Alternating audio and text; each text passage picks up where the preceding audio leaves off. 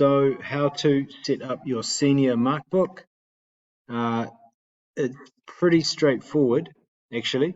For most of us, it will be a pretty simple process. So the first thing you do is you go up to the top, you click Markbook, you obviously select the senior subject, and then go down to setup, click on that, and thankfully you get a choice of all of the standards you did last year and just copying them into your new Markbook.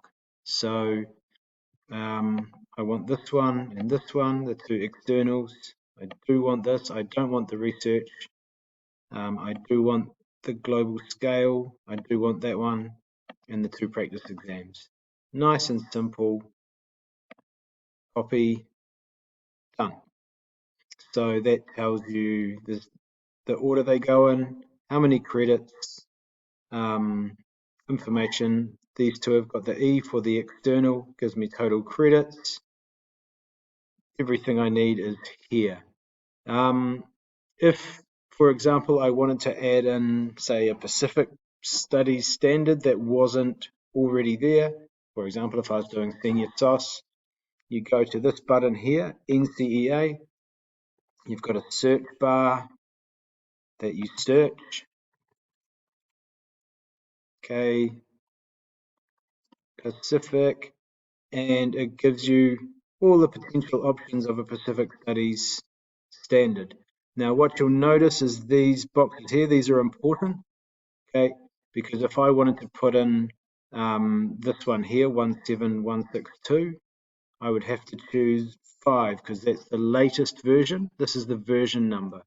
Okay, I don't want an old version because that's bad practice. I want the newest version, so I push that button and it will add that standard into my list down here. But I don't want that, so I'm not going to do it. But it's actually, hopefully you can see, that's pretty easy.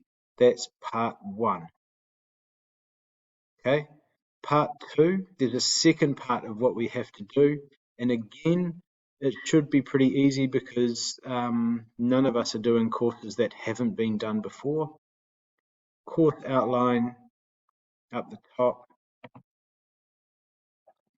and there is a course selection statement that needs to be made, and that's just a brief, few sentences about your subject at that level. It should already be there. That just copied straight over. I didn't put anything in before I started this video. It's just already there. What's important and what's changed, and this is really critical, because we use that assay student data provider, instead of an assessment timeline, I actually need to put in the specific dates.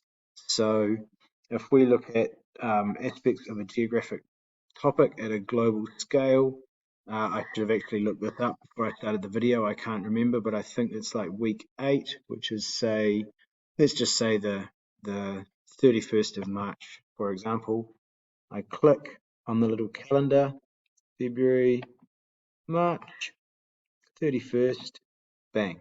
Okay, it needs to be a specific date. It can no longer be just a week and a month and a term. Of course, there's leeway, and of course, things never quite happen as they should, but we want that preferably as accurate as possible so that the assay works. And then that's it. So just a reminder, your topics should have popped up with last year's courses. You just select the ones you want and press copy in the bottom right corner of the box. Then when you've done that, you go to course outline, you have your course selection statement, and it should already have the types, the methods of assessment there. Assignment is just anything that's not an exam or a test, basically. And then the next critical part is just entering the date. Once you have done that, voila, you are done. Hopefully that makes sense.